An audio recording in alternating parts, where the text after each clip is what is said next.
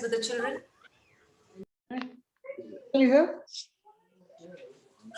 Okay. So start.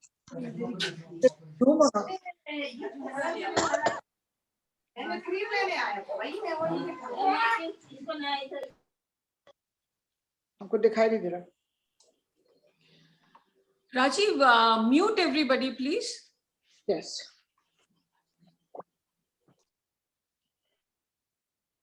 It's okay, have you done that? Yes, Swamiji. Rajesh. Okay. Good evening, dear members. Welcome, a very warm welcome. And welcome to our meeting. I call the 1284th meeting to order. And the forward test, Sunita ji, can I request you, please? Hello, Sunita? Okay. Should Yeah. Okay. Is it the truth? Is it fair to all concerned? Will it build goodwill and better friendships? And will it be beneficial to all concerned? Thank you. Thank you, Sita. Thank you. Now coming to the birthdays and anniversaries. On the 24th of February, we have Rotarian Vibhuti Sharma's birthday, 25th Rotarian Anup Soni's, 1st of March, Rotarian Deepika Venkatesh, and 5th of March, Rotarian Sandeep Khannaji's. Anniversary, 19th February, Rotarian Anup and Sylvia Soni. Oh, a very happy anniversary. 23rd February, Rotarian Surinder and Sanjeet Chaudhary, and 27th February, Rotarian Vinod and Anita Bhardwaj.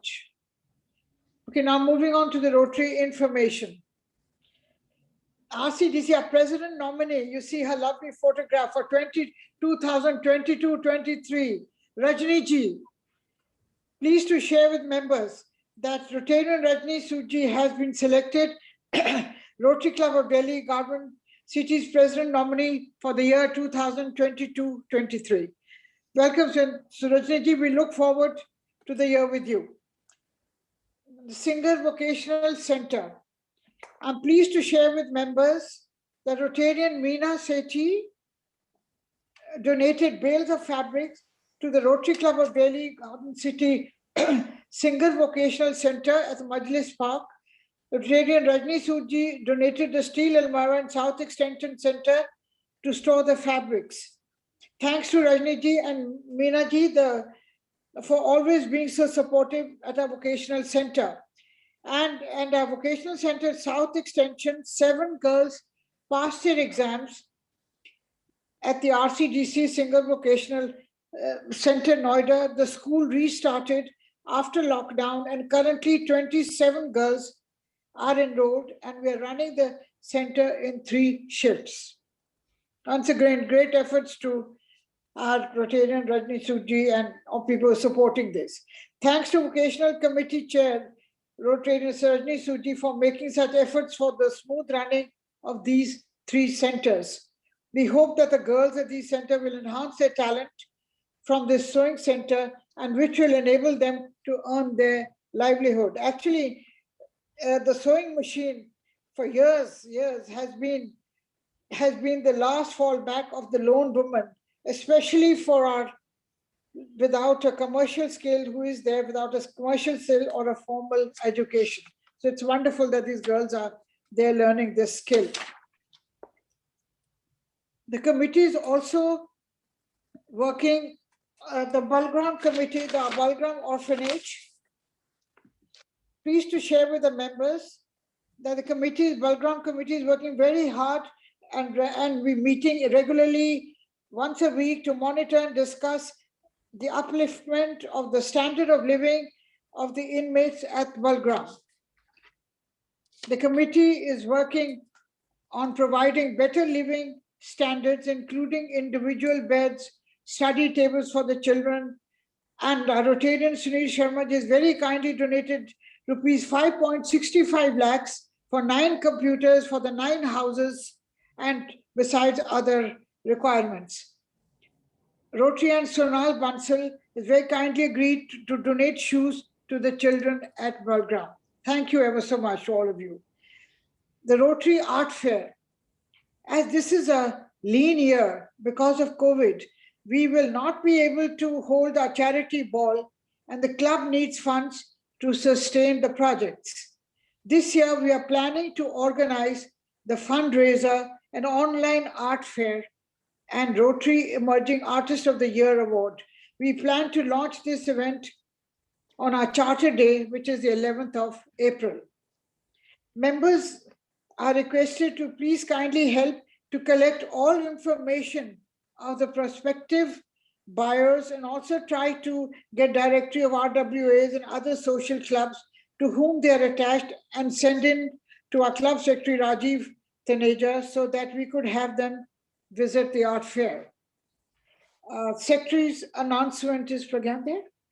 No. Okay, I go ahead. On Friday, the 5th of March, we have a speaker meeting, and this is our own learned and accomplished member, past President Rotarian Deepak G. Verma, who will be speaking on accession and integration of the princely states into the Union of India.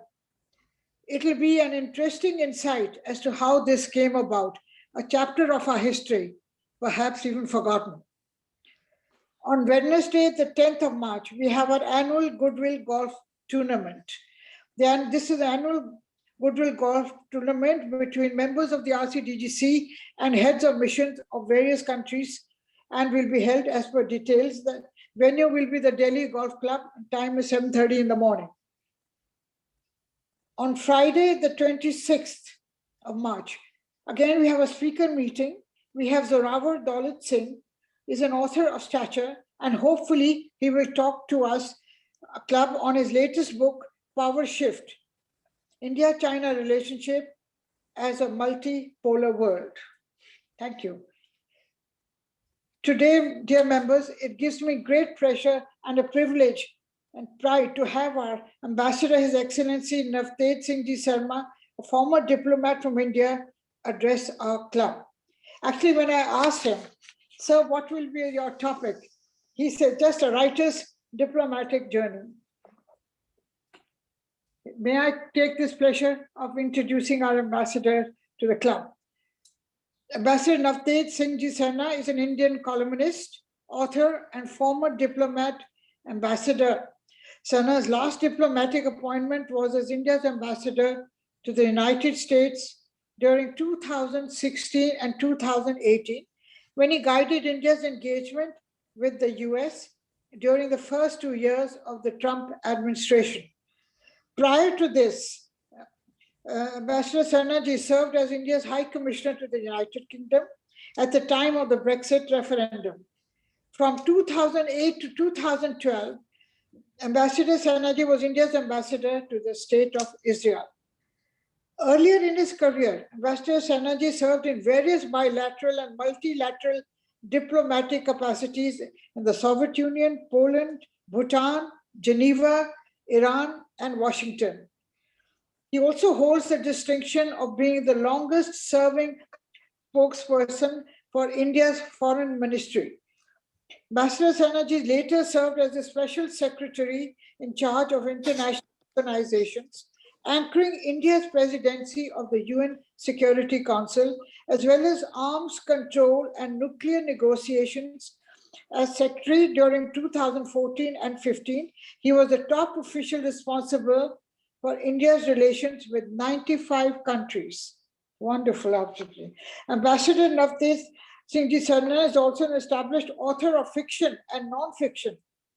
His works include the novels, The Exile, and We Weren't Lovers Like That, the short story collection, Winter Evenings, non-fiction works, The Book of Nanak, Second Thoughts, and Indian at Herod's Gate, as well as 2 translations, Zafarnama and Savage Harvest.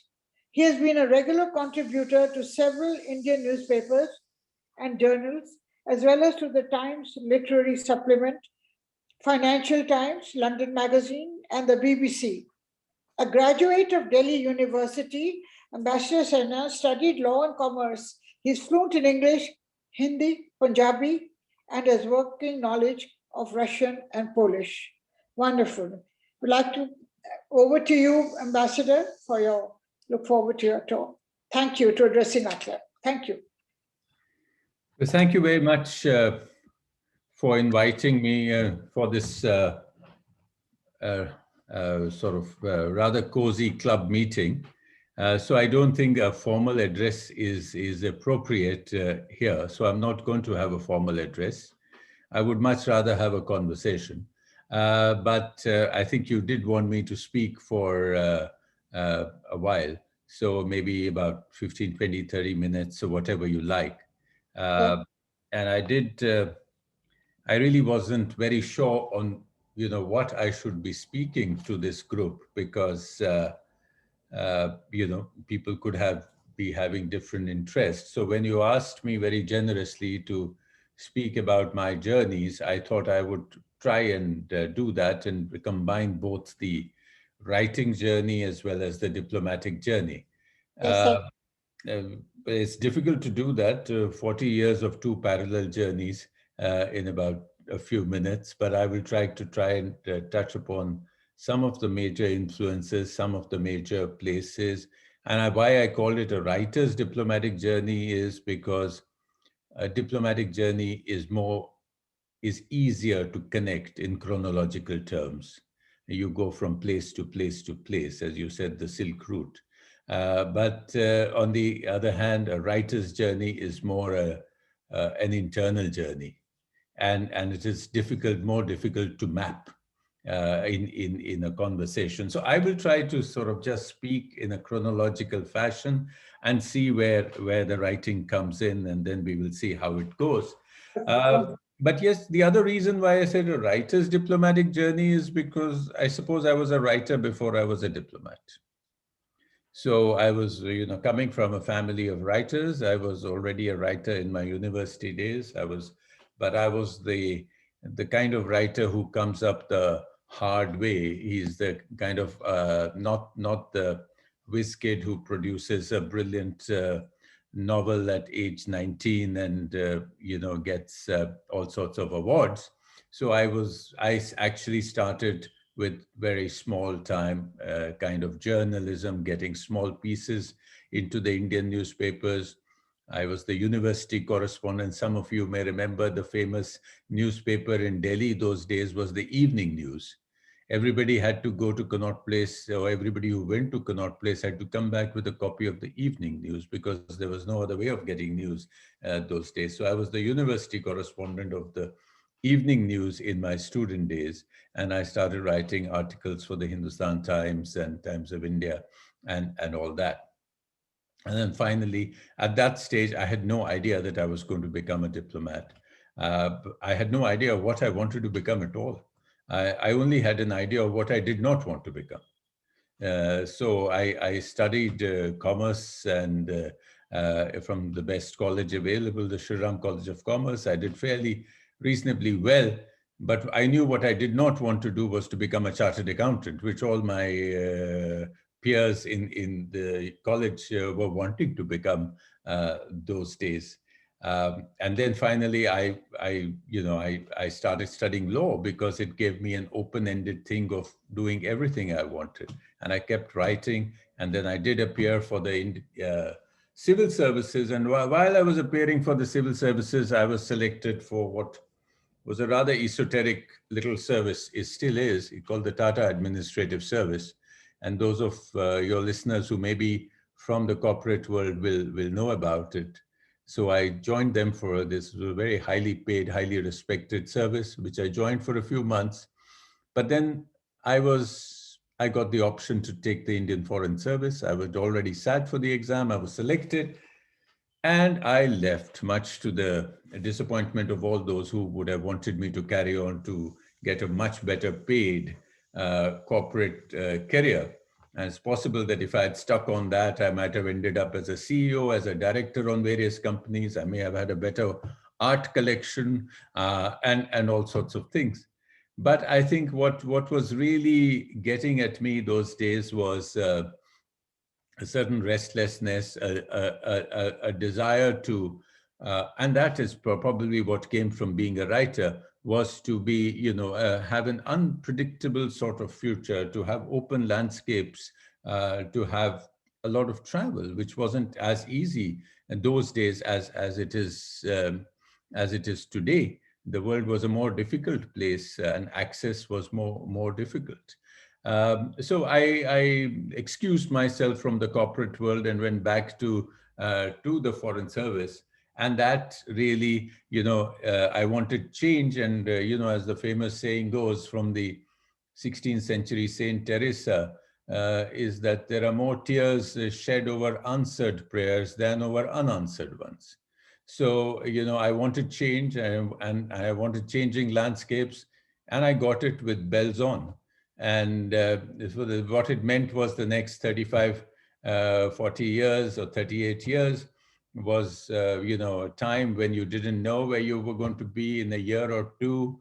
When your children could drop 2 classes in a year and then gain 2 in another year, when you could speak sentences which had words from 3 different languages, when you're most, your the sight of a luggage container could give you instant hypertension.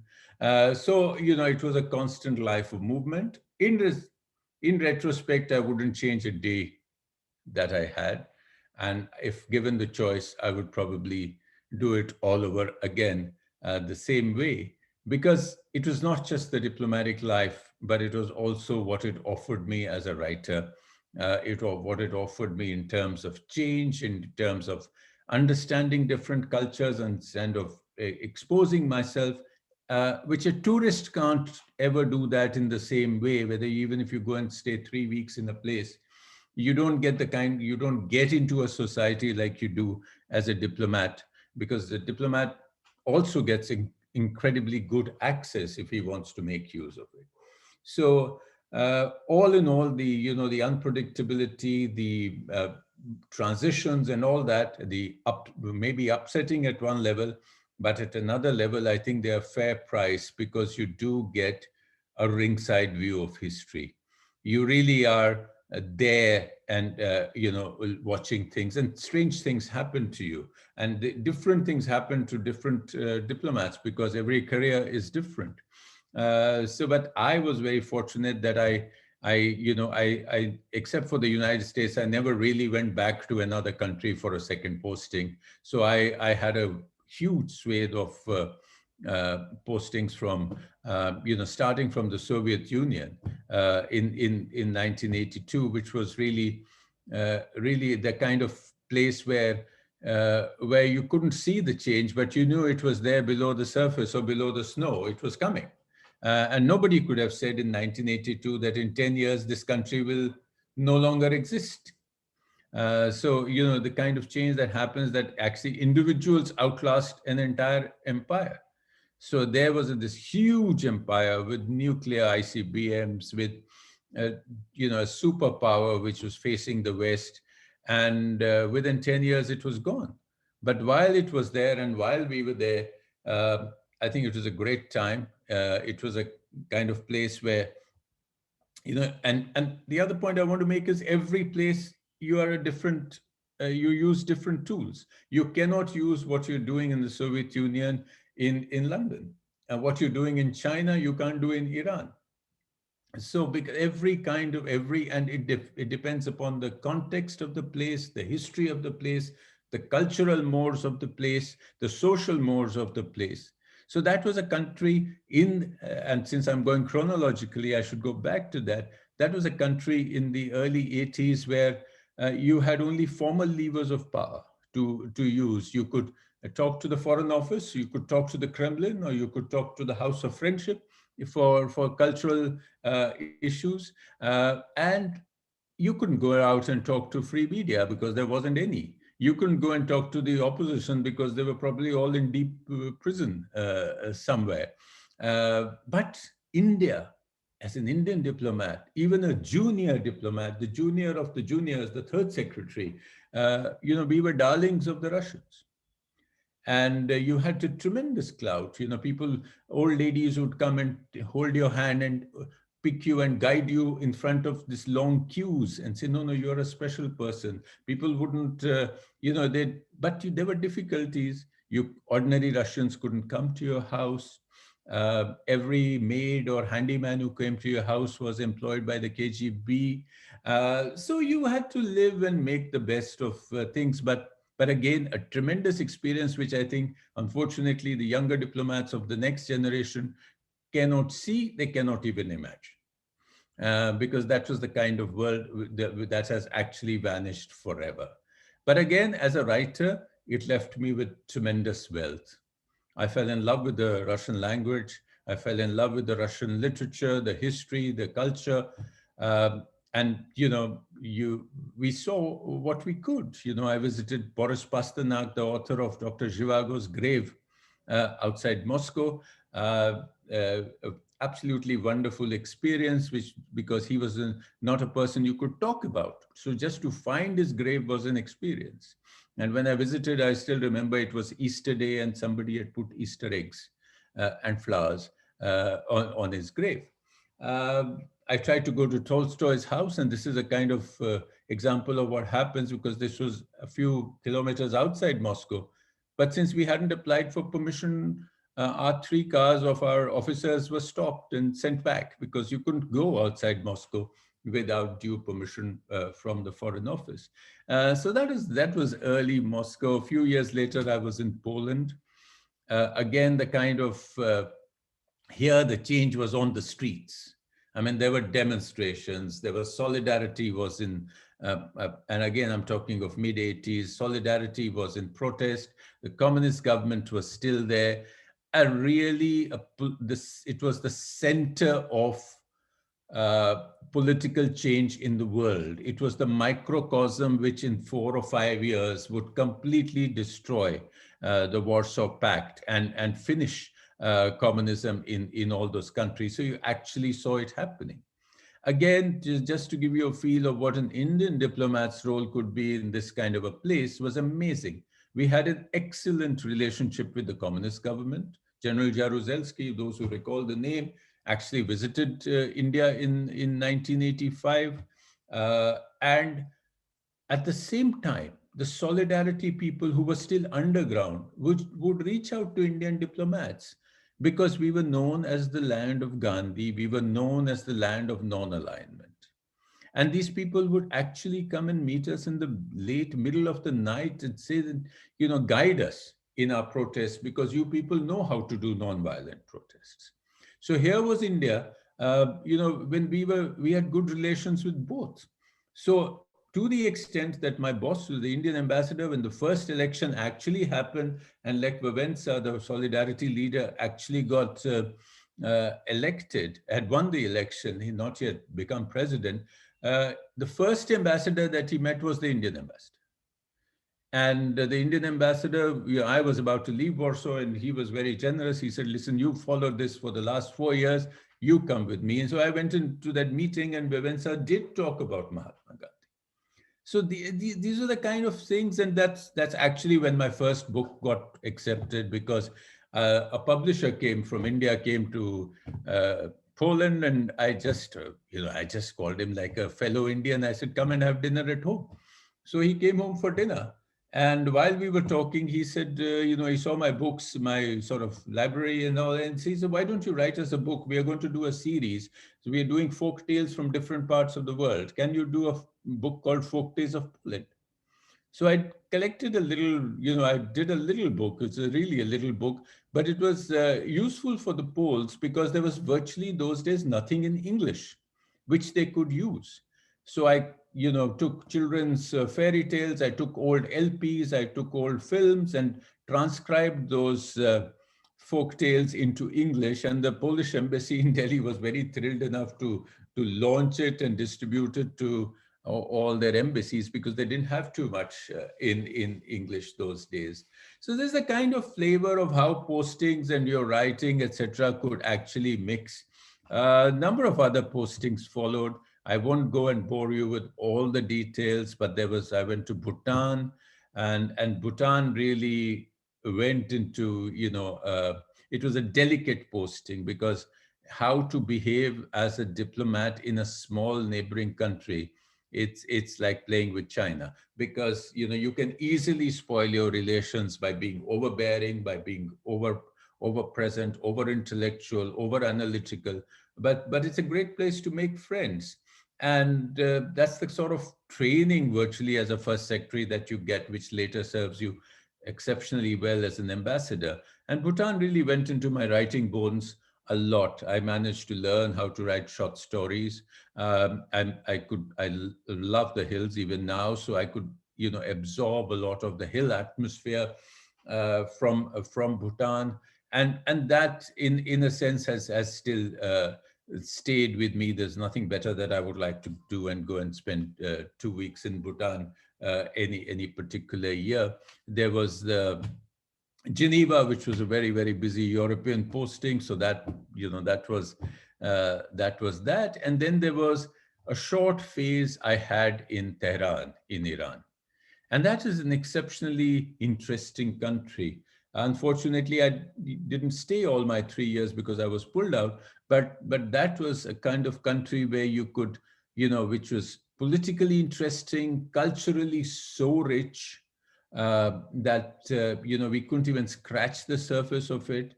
But I was very fortunate that I had time on my hands in the evenings. So because social life was a bit restricted in the sense that, it was not that there was, people would come, but, there were some certain restrictions.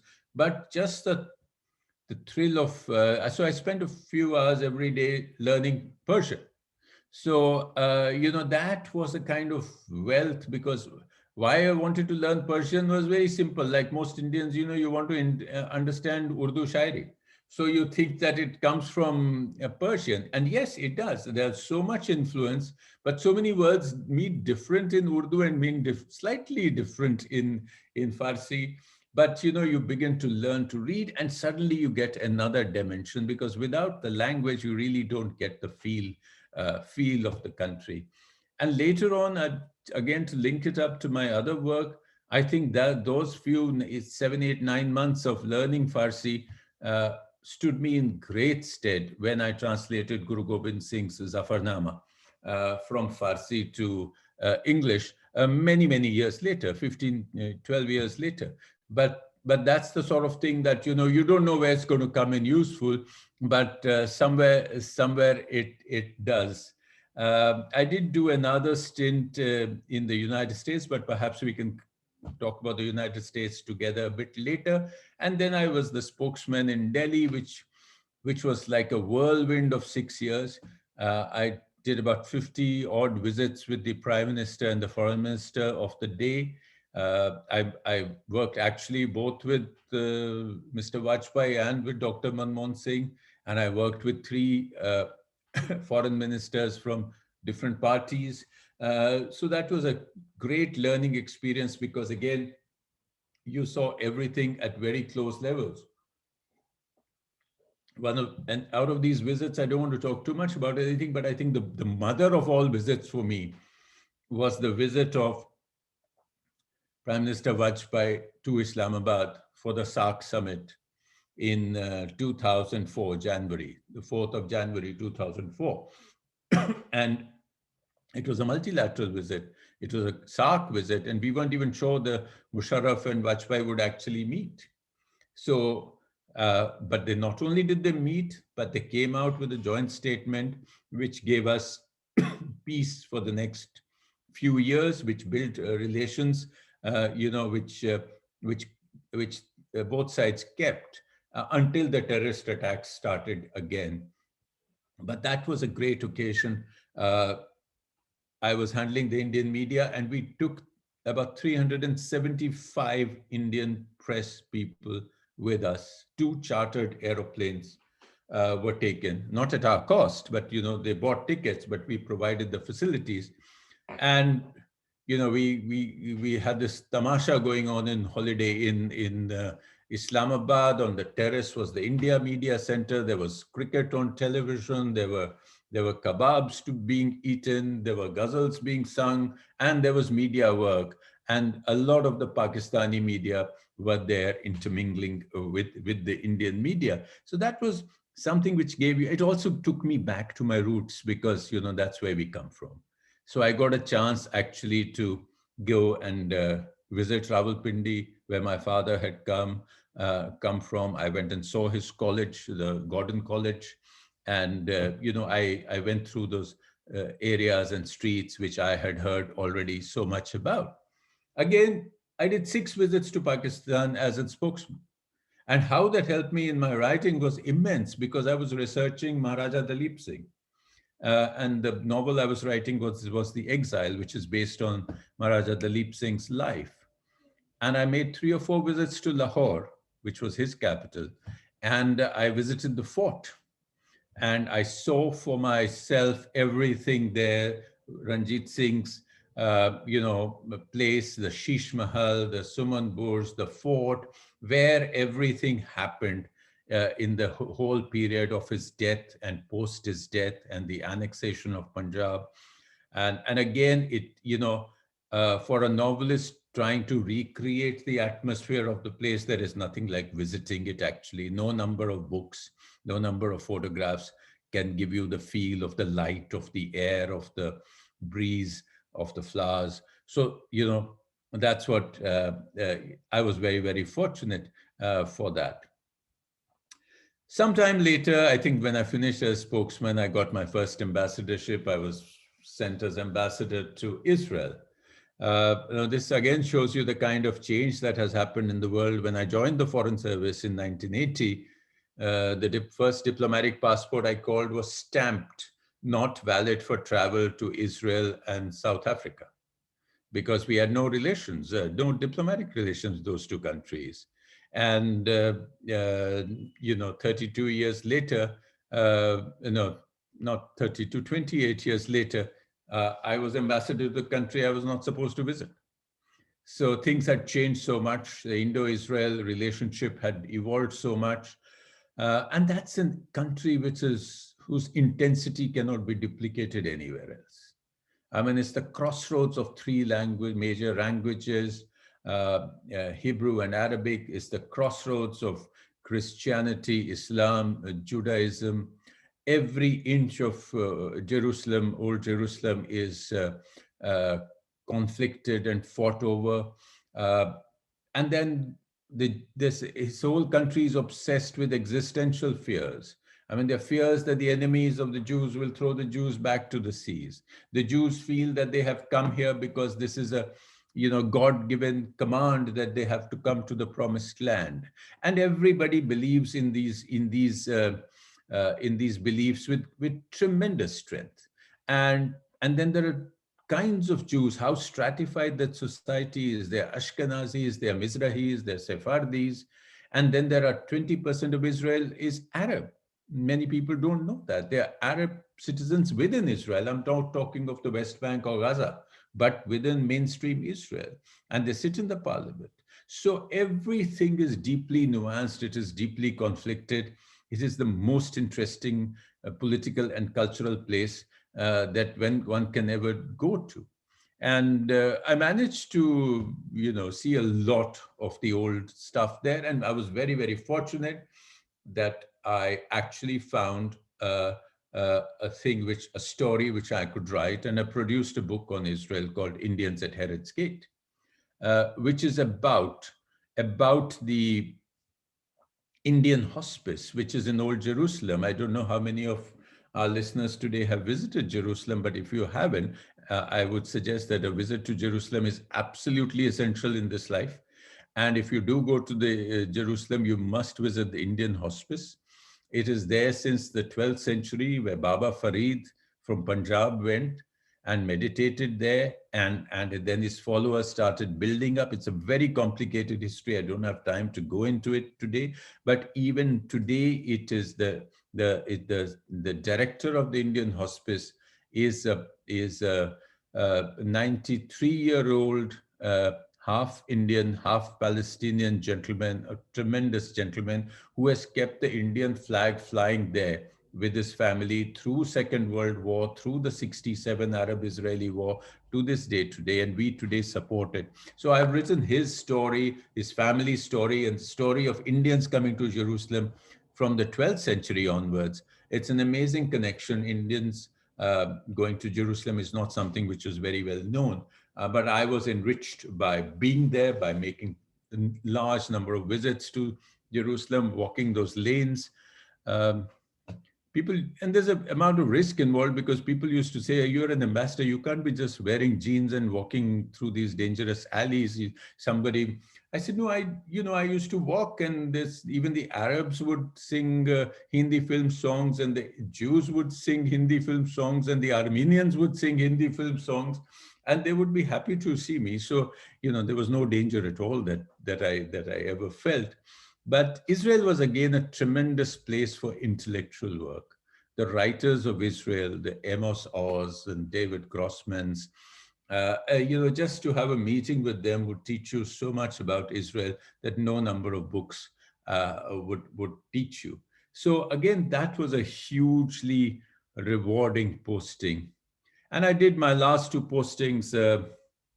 I don't know how I'm doing for time, but I think the last two postings were London and Washington, D.C. So London was, not long enough for me. I loved the posting in London for various reasons, but simply because, again, our relationship is so deep with the British that you can't go anywhere, and most of you would know the UK very well, and it's a great popular place for Indians to visit. But that's the kind of place where you can go to. Nowhere can you go without touching upon an Indian connection, an Indian historical connection. So everywhere and anywhere you see Indian influence in that place, and depending on what you're interested on, it can be hugely rewarding. So I found it very rewarding. I couldn't spend as much time as I could have liked because the ministry wanted me to immediately move to Washington, D.C. before the Trump elections. And I know Trump was the flavor of the month. So I must tell you that I actually reached Washington, D.C. 72 hours before he was elected. And it was very strange because everybody expected Hillary Clinton to win in 2016. And even Trump didn't expect himself to win. And then he won. And then everything went into a tizzy. But for a new ambassador, it was a great thing because, many countries like Singapore, countries like UAE, countries like the Saudis, the Russians, they send their ambassadors to these countries for 13, 14, 15 years. It's not like us that you go for a year and a half or 2 years and then you retire or somebody else has to go. People are there because Washington is a networking city. It doesn't matter what you know, it simply matters who you know. And it's a great city, and you get to know that city over 13, 10, 15 years, and then you have a tremendous advantage. But suddenly, when Trump came, all of us were since I heard the golfing terms going on, I think we were down to scratch because, it didn't matter. Nobody knew anybody. So the new guys who were coming in, they didn't know anybody. Very few people knew anybody. This was not the traditional Republicans who were coming in. This was Trump's friends from various places who were coming in. And people were not being asked to fill the traditional places in the State Department. So you couldn't do any formal communication. You had to find alternate ways of getting into his inner circle. And so everybody was level field for everybody, whether you were new or old. So it was great fun. It was a bit of the Wild West. There were new lobbyists who would come knocking on your door and said, listen, why don't you give me, $200,000 contract and I can sort of set up meetings for you. And I know everybody. I was at, his business partner somewhere. I know Trump's uncle, somebody or the other would come up. So we had to wait and see who knew anything. And we had to find unusual ways to actually get to the inner circle of the White House, which essentially was run by Mr. Trump, his family, and a very few close associates who kept changing. So, Trump Hotel suddenly became the place to be because in the lobby, I remember hanging around 2 or 3 evenings in the lobby, on the chance that one of his close advisors would come and have a drink at the bar. And they did once in a while. So, you had to do completely unusual things. You had to go through industry and business. So you visited New York and tried to meet corporate honchos because they knew more about Trump than anybody in Washington, D.C. knew about Trump. So all sorts of things happened. To cut a long story short, we did manage to break in. We did manage to build relationships. And we did get Prime Minister Modi there for a very, very successful visit 6 months later. He was not one of the first to go. We didn't want him to be one of the first to go because, Trump was treating allies and friends in a very cavalier fashion. He had a very difficult meeting with, the British Prime Minister, Theresa May. He had a very difficult meeting with Angela Merkel when he refused to shake her hand. And, it became, it went viral all over the place. He said nasty things about Koreans and Japanese.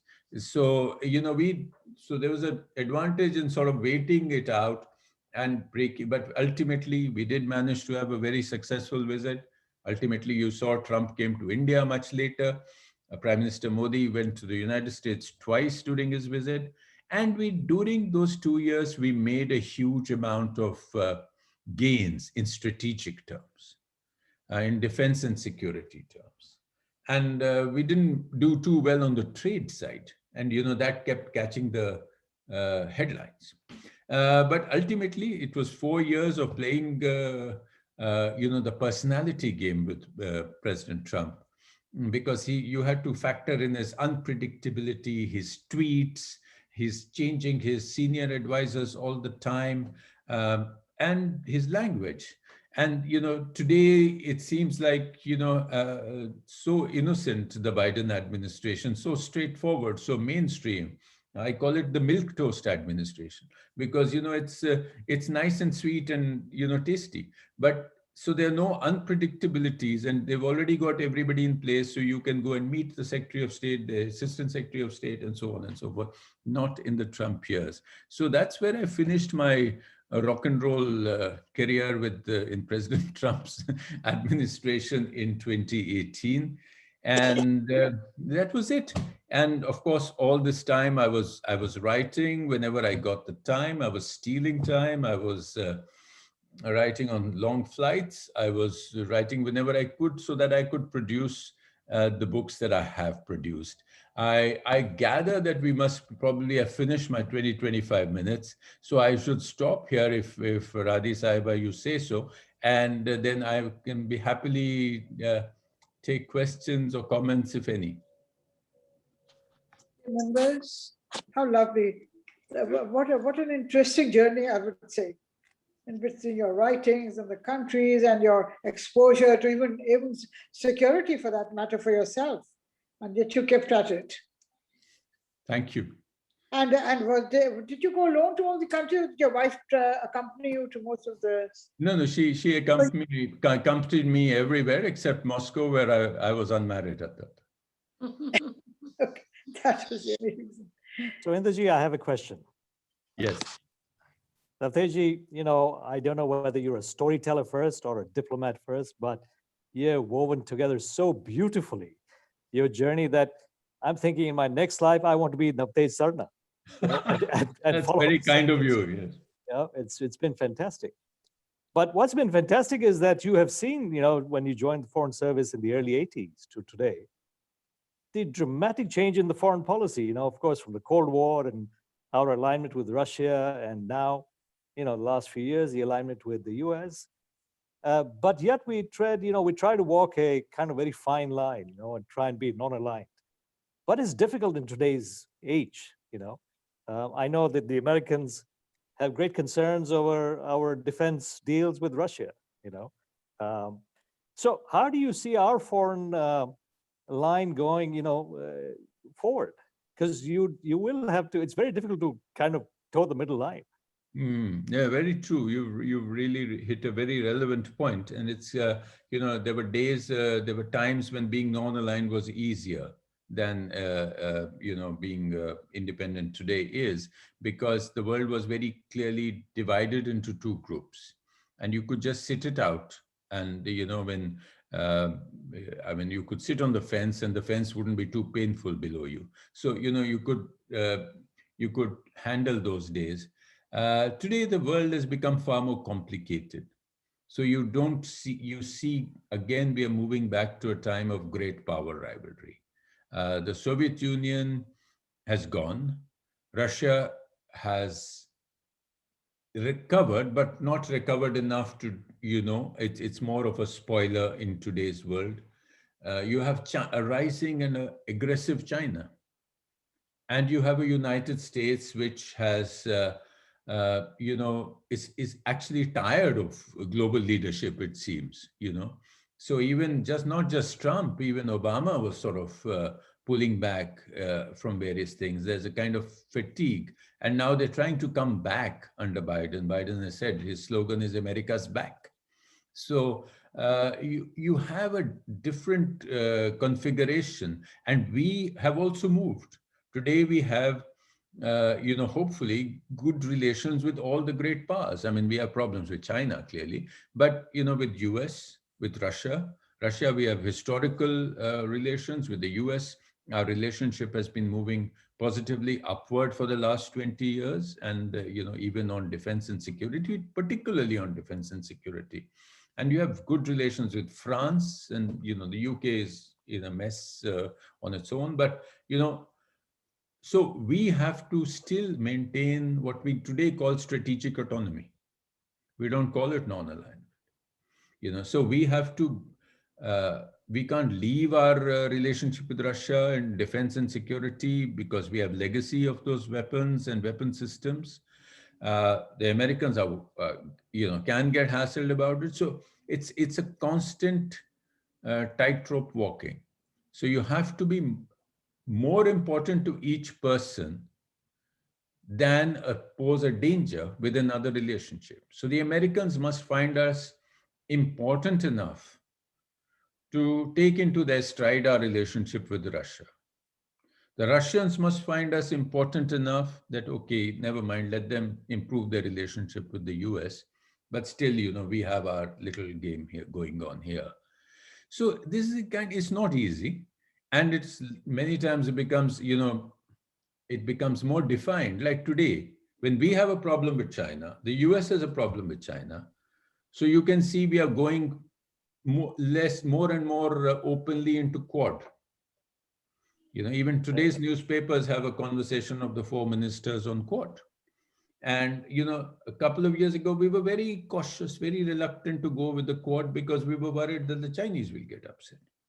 Today, at least in our short, medium term, we are less worried that Chinese get upset. We want to show that, we are strong, we have strong friends. So be careful. So it's a constant game. It's not easy. It's, it's a diplomatic tightrope. So, but that's the game. Wonderful. Thank you.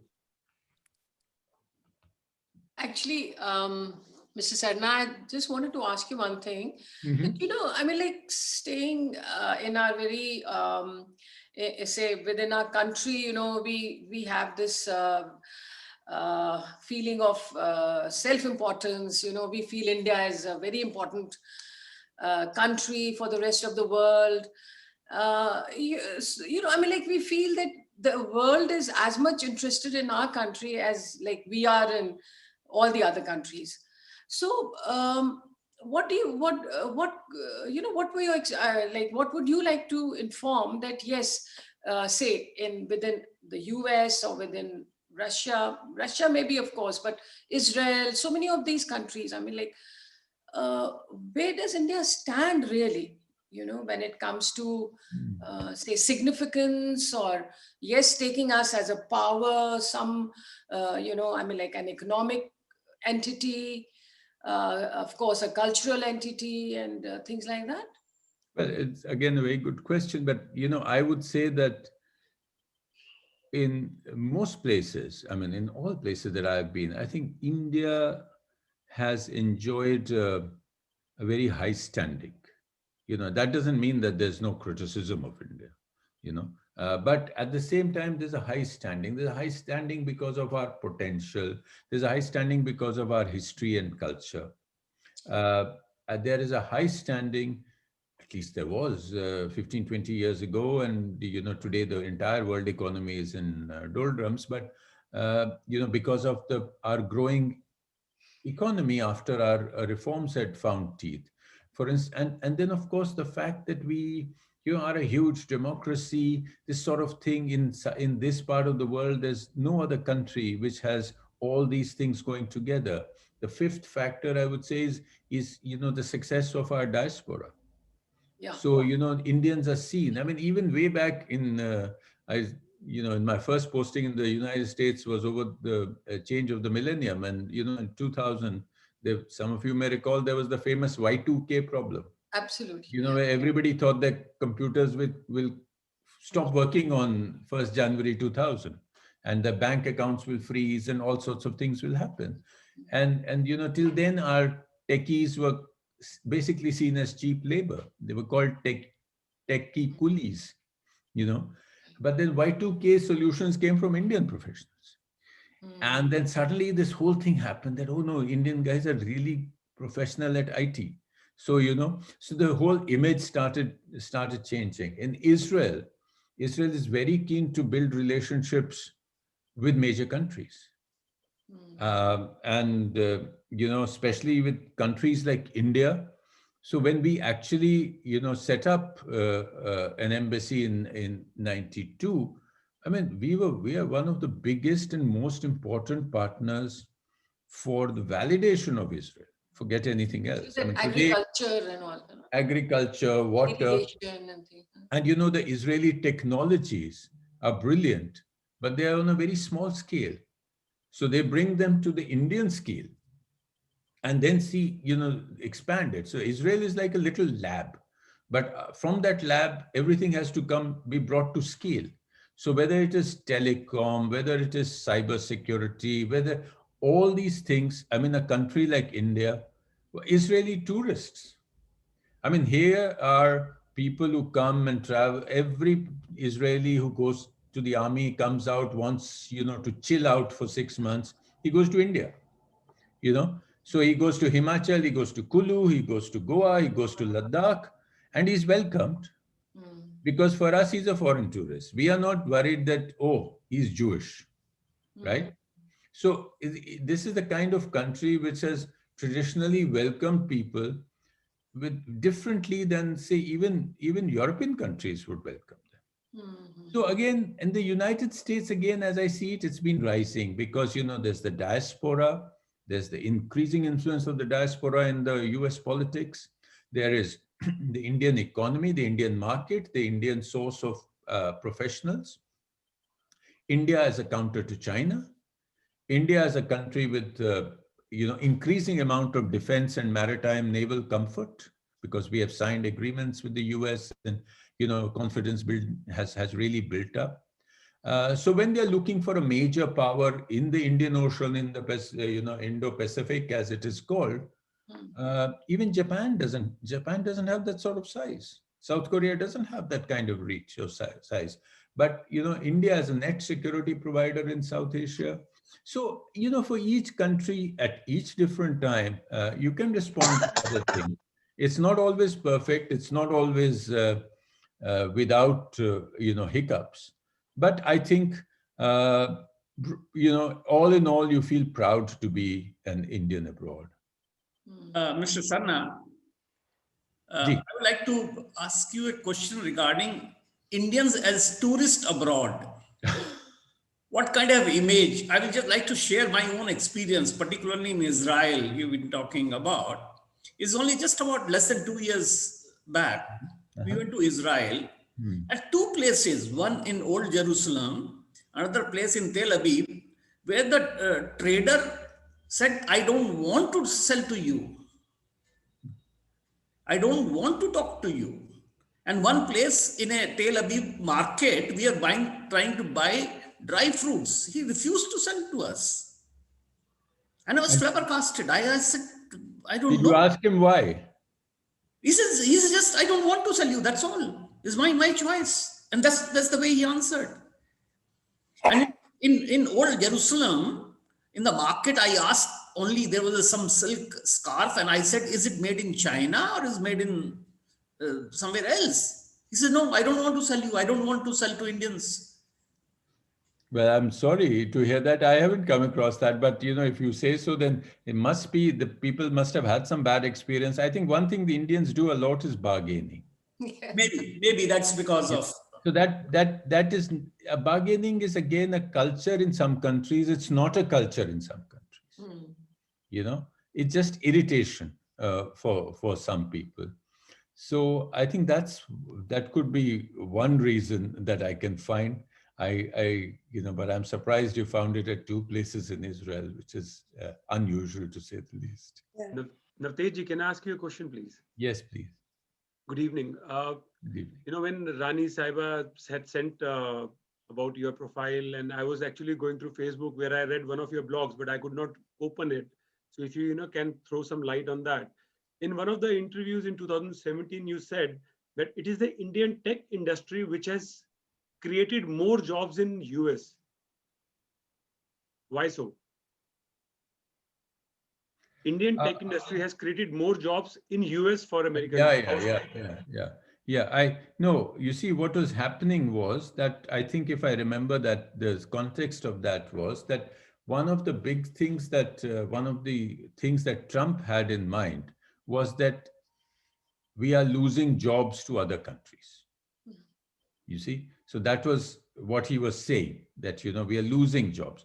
So we had worked out, the CII had done a report with Indian IT companies to show how many jobs the Indian corporates based in the United States have created in different states. So this was a talking point. You see, for instance, TCS or Wipro, they actually do, so not just Indian tech companies, but it would be Indian companies like Mahindra, they have tractor factories, etc., etc. So so we did that report, and that report would be available on the CII, with the CII either on the websites or something. I think 2017 is correct, where we actually mapped out the job-wise creation of Indian companies. And it came to a very significant figure for many states. So then we started using it in our interview. So that is probably the one that you're talking about. But it was a response to Trump's pressures on, on how foreign companies are taking us for a ride. Yeah. Ambassador Sarna, good evening. This is Vivek Kataria. Fascinating talk. Obviously, you're an intellectual. So you should not be writer come diplomat. It's probably intellectual come writer come diplomat. Yeah, thank you. Well, I had just two curiosities, actually. One is that Trump and our Prime Minister seem to have got along very well. There's been, big stadium gatherings in the US and Houston, etc., etc. There's been gatherings here.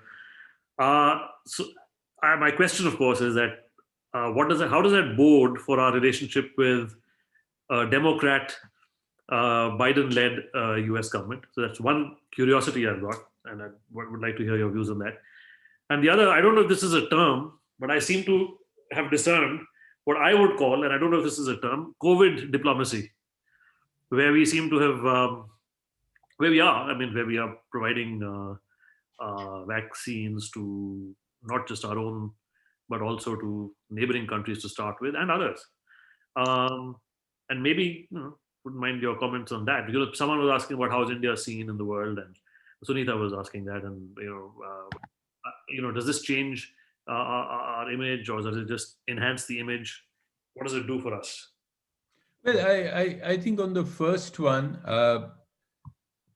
Trump was president of the United States for 4 years.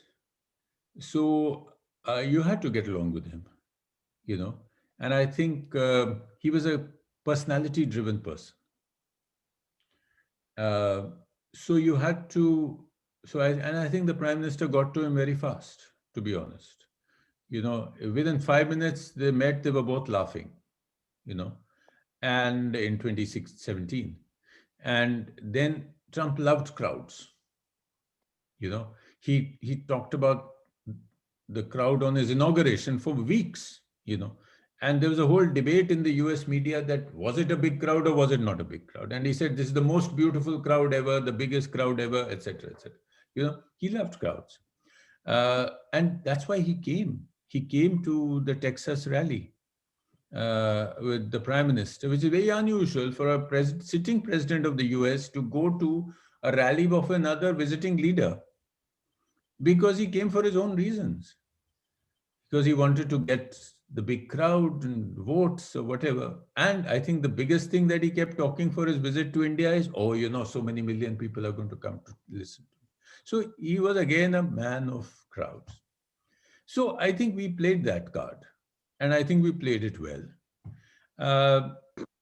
Politics changes. So today you have the Democrats in power, but it doesn't mean that, they'll keep telling us, oh, why did you do a rally with Trump? They also have their reasons to be with India. And that's again, Biden is again somebody who's worked with India in the past. He was very supportive during the negotiations on the nuclear deal. So, I think we are over that. We are over that. Yes. So we will now have to,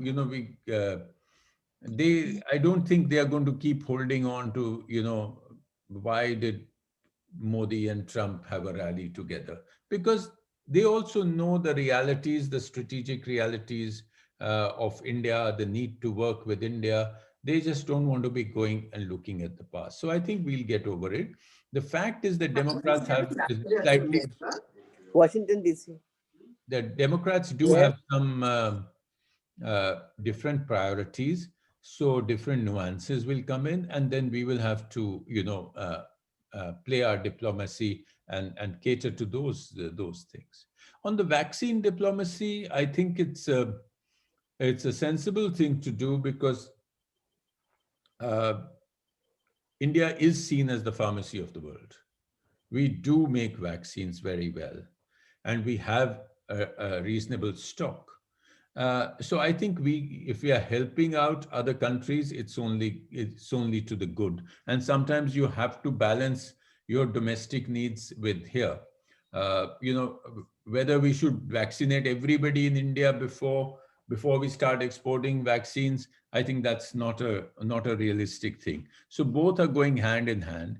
I think it will do good to our image, particularly in the neighborhood. And I think that is where, these kind of things really matter. Thank you. Well, you have told us so many things about your life and times, Ambassador Sarna. Can you tell us about what you're doing now after retirement from 2018 onwards? I'm talking to nice groups mostly, but I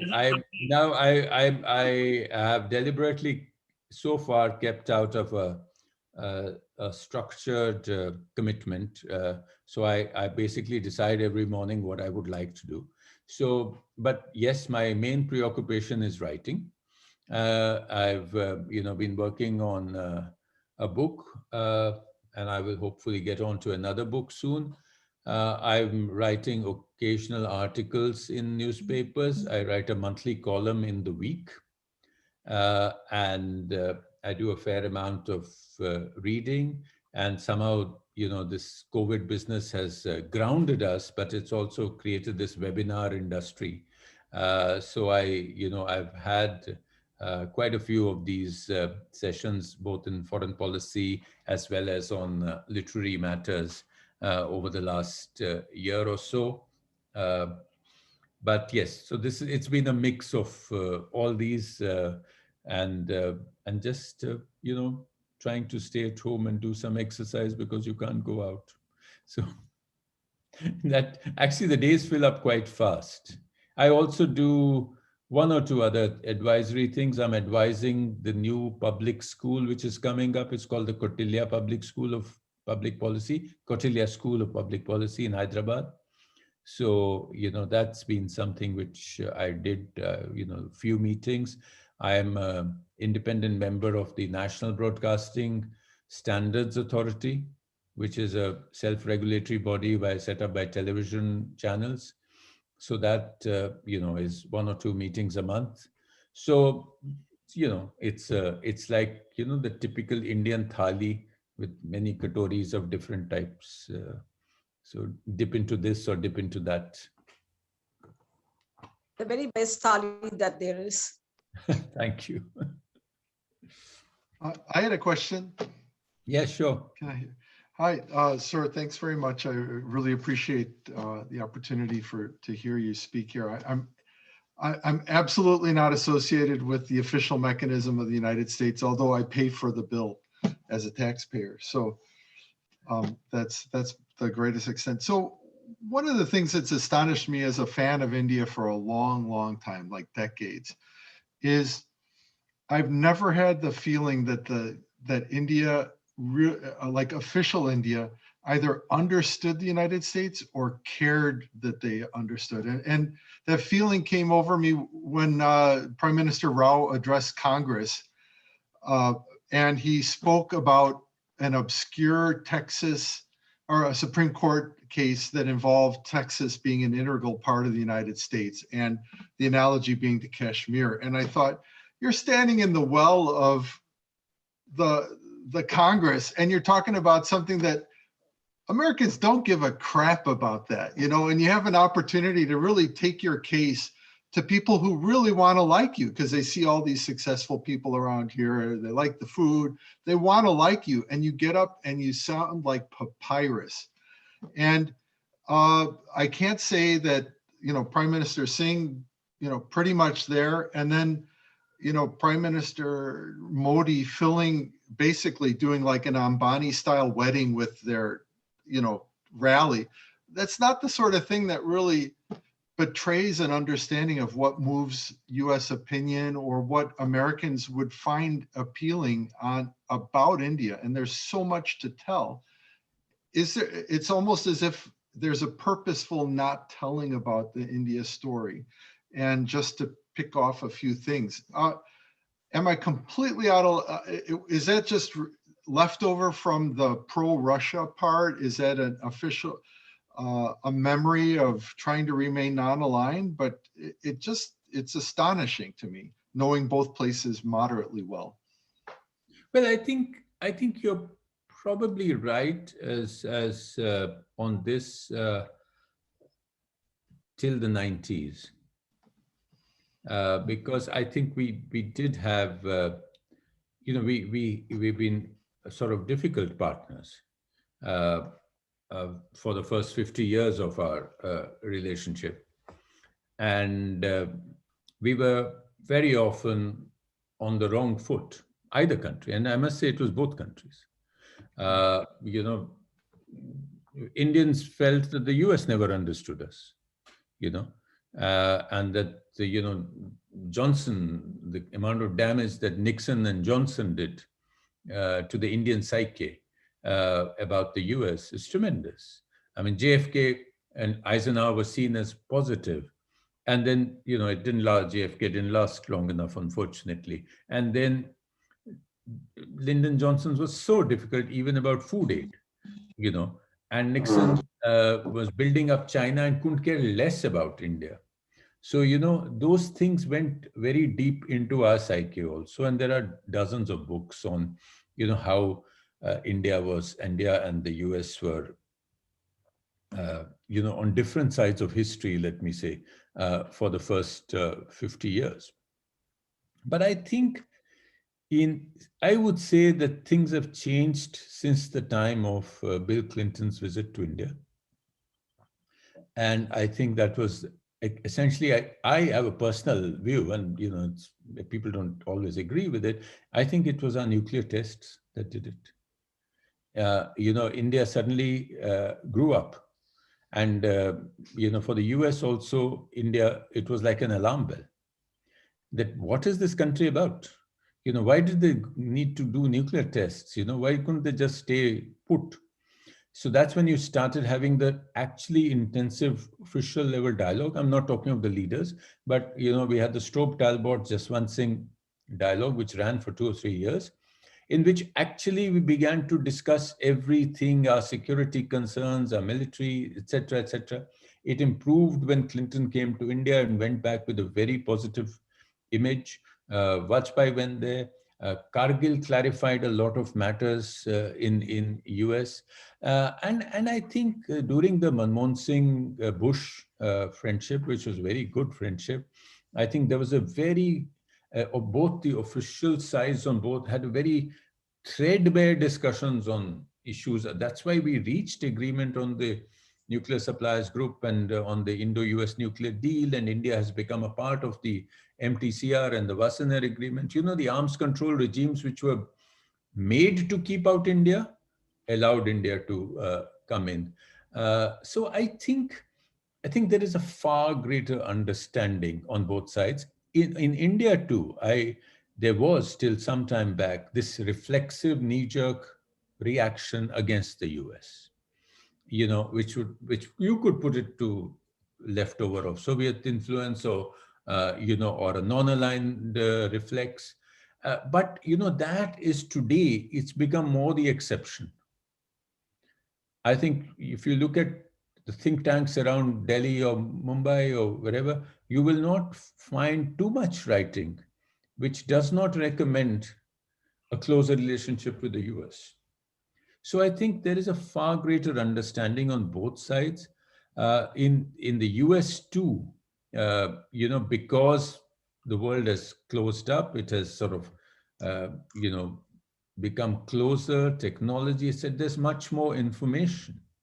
Otherwise, frankly, even in '98, I was actually the press counselor for the Indian embassy at the time of the nuclear tests. And, you know, we had hell to pay because people would not understand it. And then, but still, it allowed me to go and open doors because people said, okay, let's see what he has to say. You know, so you had to, it kicked open doors for you. And you could go and tell your story. Listen, look, we've been trying to get nuclear disarmament. China's nuclear power, Pakistan's a nuclear power without saying so.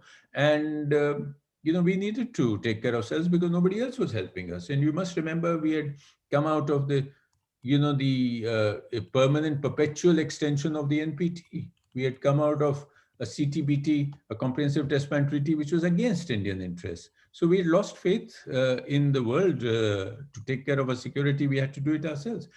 And I think today there's no lack of knowledge. I mean, you look at the corporate world, you look at the head of Google, the head of, you know, Visa cards, this, that. I mean, there's so many Indian top honchos, of corporate honchos in the US are of Indian origin. You have 4 or 5 members in the US Congress today. Your vice president of the US is of Indian origin. So I don't think we, you know, suffer from that problem. We did till about the 90s. Then, you know, there was a very famous book by a retired US ambassador called Dennis Cooks, and the book was called Estranged Democracies. I think that sort of captured it for he captures the first 50 years of the relationship in that book, which is exactly what we were. Thank you. Thank you.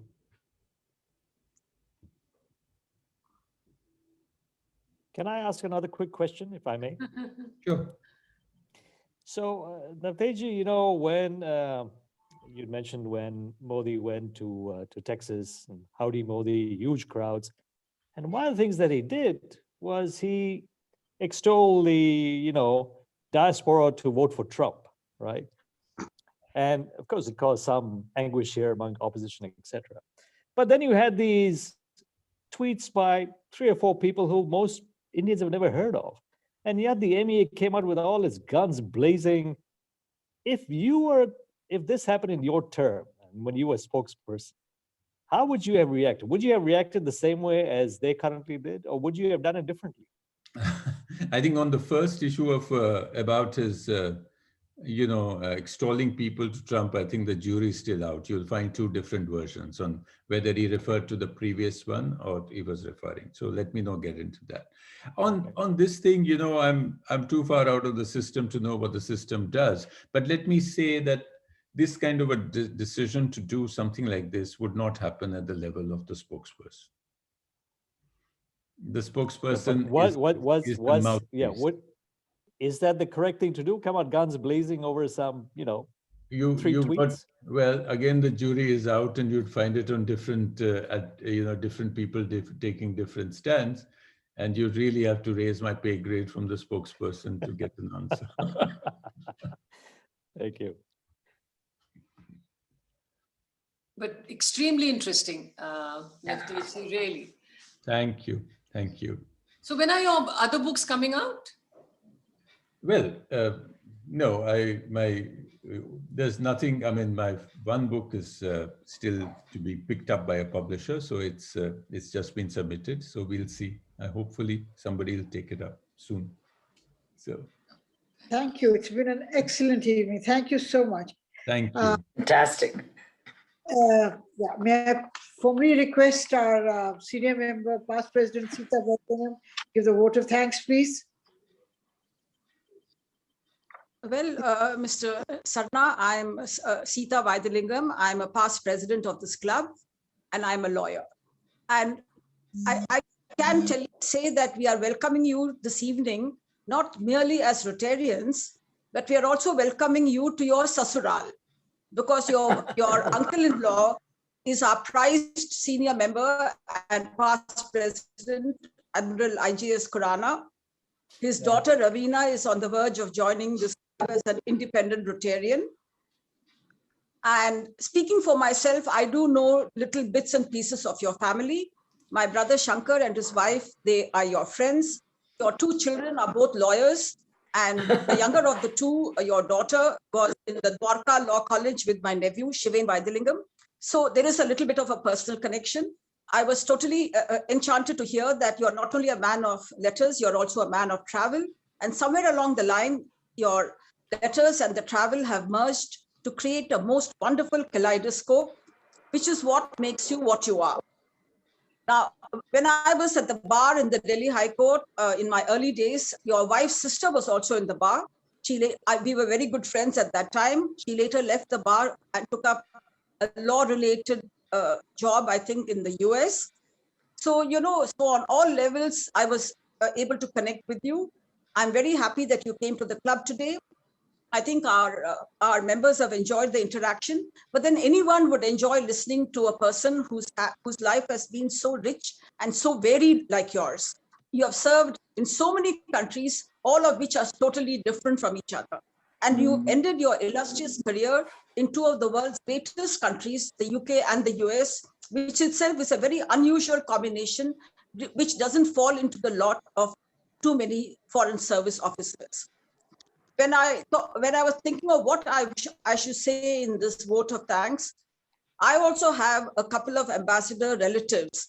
I talked to my nephew, Mohan Kumar, who was our ambassador in Paris till recently.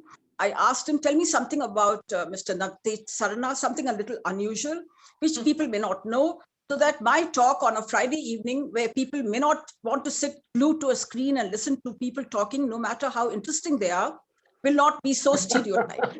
So Mohan Kumar laughed and said, oh, Sita, you're talking to the wrong person. I'm a very boring diplomat. I only talk and write about WTO or foreign policy or interpersonal relations of countries, but he's not like that. He is a very colorful character, he said. He made you sound like almost like a pirate. He said he can write funny stories, he can write about travel, he is very much into his religions. He writes about the religions of the Granthis, of the Sikhs. He can write on all genres, and at the same time, he has been to a mixed bag of countries. So most ambassadors are not like him. So therefore, this is what I heard about you. This is what the little bird told me. Anyway, I thank you so much for coming, and I'm very happy to welcome you once again. And I do hope this will not be the last time you come to this club. I hope you will come again and again, considering that so many of your relations are in this club. Thank you so much. Thank you so much. Thank you all. And it's been a real pleasure. And thank you for your listening and for your kind words. Thank you so much. Thank you. With us. Thank you. Thank you. First, being here for this lovely talk and hearing this. And may we stand for the national anthem, please? The meeting is adjourned. जनगण मन अधिनायक जय हे भारत भाग्य विधाता पंजाब सिंध गुजरात मराठा द्राविड उत्कल बंगा विंध्य हिमाचल यमुना गंगा उच्चल जलधि तरंगा तव शुभ नामे जागे तव शुभ आशीष मांगे गाहे तव जय गाथा जन गण मंगलदायक जय हे भारत भाग्य विधाता जय हे जय हे जय हे जय जय जय जय हे Thank you so much.